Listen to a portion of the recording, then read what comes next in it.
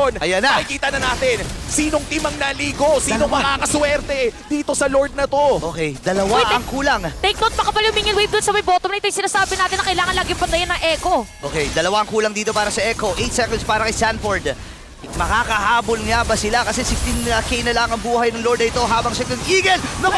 Napop yung immortality niya. Kaya lang si Soccer Easy ay naroon din para saluhin lahat ng mga pana dito ni Oheb. Ngayon, retrihan na magaganap. Ang immortality na gamit din. Pero si Sensui magwawagi. Mamamatid din si Cortez. At ang Echo ngayon ay magbabakaway na pero ang daming minions sa baba ha. Kamuntikan Daming na. minions. Kamuntikan na pero makakapag-defend Kalahati. ng Okay. Echo. Nangalahati agad ang buhay. At 50 seconds pa bago lumabas ang Young Goat. Imagine guys, nung moment na yun, minion wave lang yun pero kalahati na agad yung naging damage. How much more dito sa Bitbit na panibagong Lord ng Blacklist International. Okay.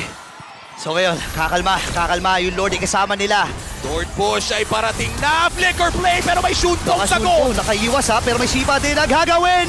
Makaka-base na ka ba dito ang Blacklist International? Isang hakbang na lang. Blacklist International ang magwawagi sa laban ito. In this winning moment,